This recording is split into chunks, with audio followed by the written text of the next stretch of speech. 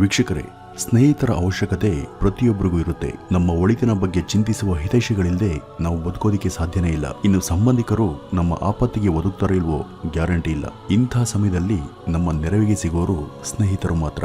ಅದೇ ರೀತಿನೇ ಉತ್ತರ ಪ್ರದೇಶದ ಪ್ರಿಯಾ ಎಂಬಾಕೆಗೆ ಒಬ್ಬ ವ್ಯಕ್ತಿಯ ಸ್ನೇಹ ಲಭಿಸುತ್ತೆ. ತನ್ನೆಲ್ಲ ಕಷ್ಟಗಳಿಗೆ ಭಾವನೆಗಳಿಗೆ ಅವನು ಸ್ಪಂದಿಸ್ತಾನೆ ಅಂತ ನಂಬಿ ಆತನ ಹಿಂದೆ ಹೋಗಿದ್ದಕ್ಕೆ ಆತ ಏನ್ ಮಾಡ್ದಂತ ಗೊತ್ತಾದ್ರೆ ನಿಜಕ್ಕೂ ನೀವು ದಿಗ್ಭೂಢರಾಗ್ತೀರಾ. ಅಷ್ಟೇ ಅಲ್ಲ, ಈ ಕಥೆಯಲ್ಲಿ ಇನ್ನೊಂದು ಆಂಗಲ್ ಕೂಡ ಇದೆ. ಹರೆಯದ ಬಿಸಿ ರಕ್ತ ಹಾಗೂ ಅದು ಬಯಸುವ ಇನ್ನೊಬ್ಬರ ಸಂಘ ಎಂಥ ವಿಪತ್ತನ ತರುತ್ತೆ ಅಂತ ಈಗ ನಾವು ಈ ಒಂದು ಸ್ಟೋರಿಯಿಂದ ತಿಳಿಯಬಹುದಾಗಿದೆ. ವೀಕ್ಷಕರ, ಈ ಕತೆ ಶುರುವಾಗೋದು ಉತ್ತರ ಪ್ರದೇಶದ ಮೀರತ್ ಎಂಬಲ್ಲಿ. ಅಲ್ಲಿನ ಮೋದಿನಗರದಲ್ಲಿ ಪ್ರಿಯಾ ಎಂಬ 30 ವರ್ಷದ ಗೃಹಿಣಿ ತನ್ನ 5 ವರ್ಷದ ಮಗಳಾದ ಕ್ಯಾನಿಶ್ ಜೊತೆ ಒಬ್ಬಂಟಿಯಾಗಿದ್ಲು. ಆಕೆ ಒಬ್ಬಂಟಿ ಮಹಿಳೆ ಅಂತ ಅಲ್ಲಿನ ಸರ್ಕಾರ ಆಕೆಯೇ ಒಂದು ಯೋಜನೆ ಅಡಿಯಲ್ಲಿ ಒಂದು ಮನೆಯನ್ನು ಕೂಡ ರಚಿಸಿಕೊಟ್ಟಿತ್ತು. ಈ ಪ್ರಿಯಾ ಟೈಲರಿಂಗ್ ಕೆಲಸ ಮಾಡ್ತಾ ಮಗಳನ್ನ ಸಾಕ್ತಾ ಇದ್ಲು. ಹಾಗೂ ಸರ್ಕಾರ ಕೊಟ್ಟಿದ್ದ ಮನೆಯಲ್ಲೇ ವಾಸವಿದ್ದಂತಹ ಪ್ರಿಯಾಳ ಬದುಕು ಪೂರ್ತಿ ಹಲವು ಕಷ್ಟ ಕಾರ್ಪಣ್ಯದಿಂದನೇ ಕೂಡಿತ್ತು.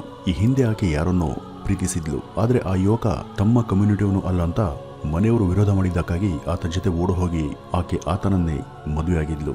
ಆದ್ರೆ ಮಗಳು ಹುಟ್ಟಿದ ಮೇಲೆ ಈಕೆಯನ್ನ ಬಿಟ್ಟು ಹೋದಂತಹ ಆ ಯುವಕ ಬೇರೊಂದು ಮದುವೆಯಾಗಿ ಸೆಟಲ್ ಆಗಿದ್ದ. ಇತ್ತ ಪ್ರಿಯಾ ಒಂಟಿಯಾದ್ಲು. ಮನೆಯವರು ಕೂಡ ಈಕೆ ತಮ್ಮ ಮರ್ಯಾದೆ ಹಾಳು ಮಾಡಲು ಅಂತ ಮನೆಗಿರ್ಲಿ ಆ ಊರಿಗೆ ಆಕೆಯನ್ನ ಸೇರಿಸ್ಕೊಳ್ಳಿಲ್ಲ. ಅದಷ್ಟೇ ಅಲ್ಲ, ನೀನೇನಾದ್ರೂ ಊರಿಗೆ ಬಂದ್ರೆ ನಿನ್ನ ಪ್ರಾಣವನ್ನು ತೆಗಿತೀವಿ ಅಂತ ಬೆದರಿಕೆಯನ್ನ ಹಾಕಿದ್ರು. ಸರಿ, ಪ್ರಿಯಾ ಅಲ್ಗೂ ಹೋಗದೆ ಮೀರತ್ನಲ್ಲಿ ನಿಲ್ಲಿಸಿ ತನ್ನ ಬದುಕನ್ನ ತಾನು ಹೇಗೋ ಮಗಳ ಜೊತೆ ನಿಭಾಯಿಸ್ತಾ ಇದ್ಲು. ಈ ಒಂದು ಸಮಯದಲ್ಲಿ ಆಕೆಗೆ ಫೇಸ್ಬುಕ್ ನಲ್ಲಿ ಒಬ್ಬ ವ್ಯಕ್ತಿಯ ಪರಿಚಯ ಆಗುತ್ತೆ. ಆ ವ್ಯಕ್ತಿಯ ಮೂಲ ಹೆಸರು ಶಂಷದ್. ಆದ್ರೆ ಈತ ತನ್ನ ನಿಜ ಹೆಸರನ್ನ ಮರೆಮಾಚಿ ತನ್ನ ಹೆಸರು ಅಮಿತ್ ಅಂತ ತಿಳಿಸಿ ಅದೇ ಹೆಸರಲ್ಲಿ ಖಾತೆ ನಿರ್ಮಿಸಿ ತಾನೊಬ್ಬ ಹಿಂದೂ ಅಂತ ಹೇಳಿಕೊಂಡು ಪ್ರಿಯಾಳಿಗೆ ಪರಿಚಯವಾಗಿದ್ದ. ಅವನ ಜೊತೆ ನಡೆದ ಚಾಟ್ಗಳ ಮೂಲಕ ಅವನ ಮಾತನ್ನೆಲ್ಲ ಬ್ಲೈಂಡ್ ಆಗಿ ನಂಬಿದ ಪ್ರಿಯಾ ಆತನ ಕಡೆಗೆ ಆಕರ್ಷಿತಳಾದ್ಲು. ಈ ರೀತಿ ಟ್ರಾಪ್ ಮಾಡಿ ಪ್ರಿಯಾಳನ್ನ ಬಲೆಗೆ ಹಾಕೊಂಡಂತಹ ಶಂಷದ್ ಆಕೆ ಬಗ್ಗೆ ಎಲ್ಲವನ್ನ ತಿಳ್ಕೊಂಡು, ನಾನು ನಿನ್ನನ್ನ ನೋಡ್ಕೊಳ್ತೀನಿ, ನಿನ್ನ ಮಗಳನ್ನು ಕೂಡ ನನ್ನ ಸ್ವಂತ ಮಗಳಂತೆ ಭಾವಿಸಿ ಸಾಕ್ತೀನಿ ಎಂಬ ಧೈರ್ಯವನ್ನ ನೀಡ್ತಾನೆ. ಇಷ್ಟೆಲ್ಲ ಪುಂಗಿ ಊದಿದಂತಹ ಶಂಷದ್ ತನ್ನ ಹೆಸರು ಹಾಗೂ ಮತವನ್ನ ಮಾತ್ರವಲ್ಲದೆ ತನ್ನ ಬಗ್ಗೆ ಇದ್ದ ಎಷ್ಟೋ ಸಂಗತಿಗಳನ್ನ ಪ್ರಿಯಾಳಿಂದ ಮುಚ್ಚಿಟ್ಟಿದ್ದ.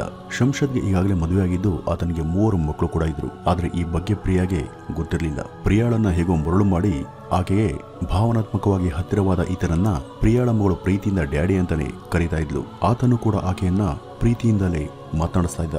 ಆಕೆ ಪರಿಚಯವಾದ ಸ್ವಲ್ಪದರಲ್ಲೇ ಆಕೆ ಇದ್ದ ಮನೆಯನ್ನು ಕೂಡ ಮಾರಾಟ ಮಾಡಿ ಬಂದ ಹಣದಲ್ಲಿ ಆಡಂಬರವಾಗಿ ಜೀವನ ಮಾಡೋದಕ್ಕೆ ಶುರು ಮಾಡಿದ್ರು.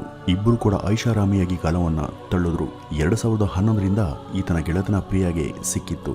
ಸ್ವಲ್ಪ ದಿನ ಎಲ್ಲವೂ ಕೂಡ ಚೆನ್ನಾಗಿತ್ತು.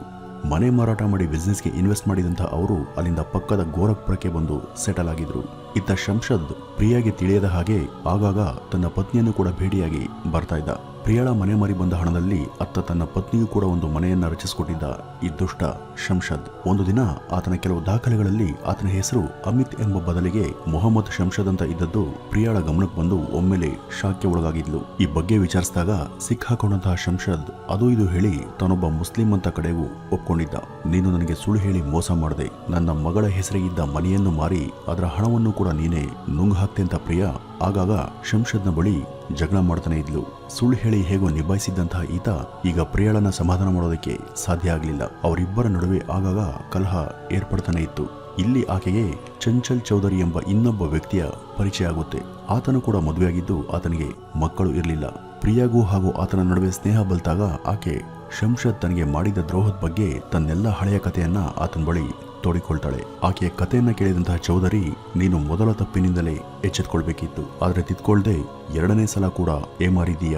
ಒಂಟಿ ಮಹಿಳೆಯರು ಅಂದ್ರೆ ಸಮಾಜ ಆಕೆಯನ್ನ ನಾನಾ ಬಗೆಯಲ್ಲಿ ದುರುಪಯೋಗ ಪಡಿಸಿಕೊಳ್ಳುವಂತಹ ಕೆಟ್ಟ ಯೋಚನೆಯನ್ನ ಮಾಡುತ್ತೆ ಅಂತ ಬುದ್ಧಿವಾದವನ್ನ ಆತ ಹೇಳಿದ್ದ. ಚೌಧರಿಯ ಪತ್ನಿಯ ಗೆಳೆತನ ಕೂಡ ಪ್ರಿಯಾಗೆ ಸಿಗುತ್ತೆ. ಇತ್ತ ಶಂಷದ್ ಆಕೆಗೆ ಲಕ್ಷಾಂತರ ರೂಪಾಯಿ ಹಣವನ್ನ ವಂಚಿಸಿದ್ದ. ಈ ಬಗ್ಗೆ ಕೇಳಿ ತನ್ನ ಹಣ ತನಗೆ ವಾಪಸ್ ನೀಡಬೇಕು ಅಂತ ಪ್ರಿಯಾ ಅವನ ಬಳಿ ಸದಾ ಕೇಳ್ತಾನೆ ಇದ್ಲು. ಹಣದ ವಿಷಯ ಬಂದಾಗೆಲ್ಲ ಇಬ್ಬರ ನಡುವೆ ಇಲ್ಲ ಸಲ್ಲದ ಘರ್ಷಣೆ ಏರ್ಪಡ್ತಾ ಇತ್ತು. ಈ ನಡುವೆ ಚೌಧರಿ ಹಾಗೂ ಆತನ ಜೊತೆ ಪ್ರಿಯಾಗೆ ಉತ್ತಮ ಬಾಂಧವ್ಯ ರೂಪುಗೊಂಡಿತ್ತು.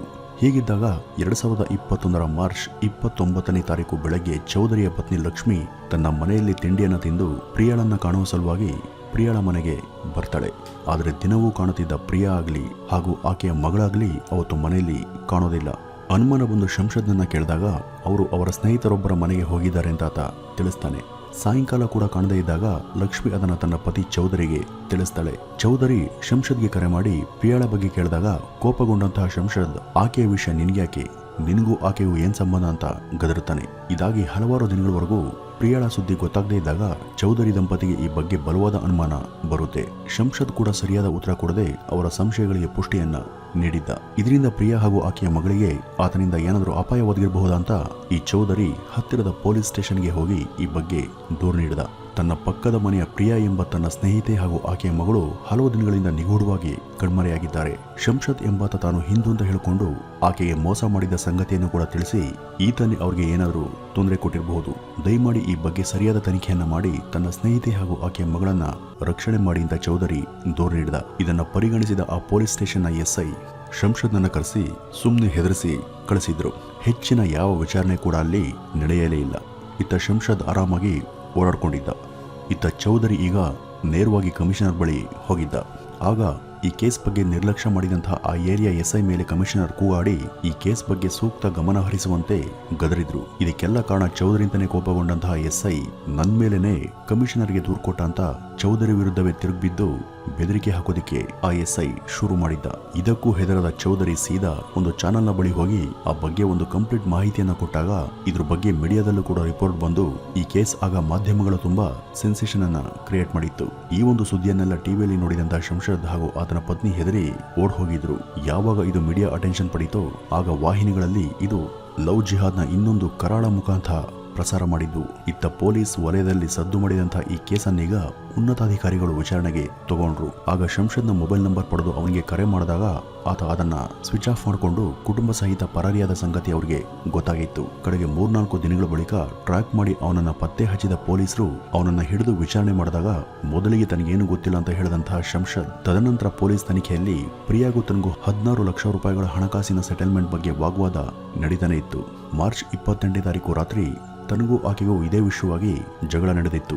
ಆಕೆ ಚಾಕುವಿನಿಂದ ತನ್ನ ಕೈಗೆ ಗಾಯ ಮಾಡಿದಾಗ ಸಹನೆ ಕಳ್ಕೊಂಡಂತಹ ತಾನು ಆಕೆಯನ್ನ ಬಲವಂತದಿಂದ ಕತ್ತನ್ನು ಹಿಸ್ಕಿ ಕೊಂದೆ. ಆಕೆ ಸತ್ತ ಬಳಿಕ ಮಲಗಿದ್ದ ಆಕೆಯ ಮಗಳನ್ನು ಕೂಡ ದಿಂಬಿಂದ ಉಸಿರುಗಟ್ಟಿಸಿ ಆಕೆಯನ್ನು ಕೂಡ ಕೊಂದೆ ಅಂತ ಆತ ಒಪ್ಪಿಕೊಂಡಿದ್ದ.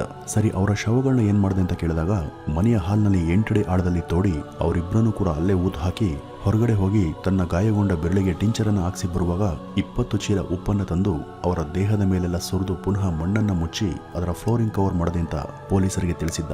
ಈ ಒಂದು ಹೇಳಿಕೆಯಿಂದ ಪೊಲೀಸರೇ ಒಂದು ಕ್ಷಣ ದಂಗಾಗಿ ಹೋಗಿದ್ರು.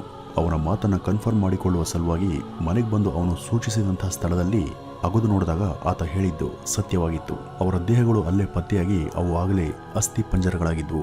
ಈ ಅಪರಾಧದ ಮೇರೆಗೆ ಶಂಷದ್ನನ್ನ ಬಂಧಿಸಿ ಅರೆಸ್ಟ್ ಕೂಡ ಮಾಡಲಾಯಿತು. ಚೌಧರಿ ದಂಪತಿ ತಮ್ಮ ಸ್ನೇಹಿತೆ ಹಾಗೂ ಆಕೆಯ ಮಗಳ ಶವ ನೋಡಿ ಮನನೊಂದು ಕಣ್ಣೀರನ್ನ ಹಾಕಿ ತಮ್ಮ ದುಃಖವನ್ನ ತೋಡ್ಕೊಂಡ್ರು. ಪ್ರಿಯಾ ತನ್ನ ಜೀವಿತಾವಧಿಯಲ್ಲಿ ಅಷ್ಟೆಲ್ಲ ಏಮಾರಿದ್ರು ಕೂಡ ಕಡೆ ಗಳಿಗೆಯಲ್ಲಿ ಚೌಧರಿ ಎಂಬ ನಿಜವಾದ ಸ್ನೇಹಿತನ ಸ್ನೇಹವನ್ನ ಸಂಪಾದಿಸಿದ್ಲು.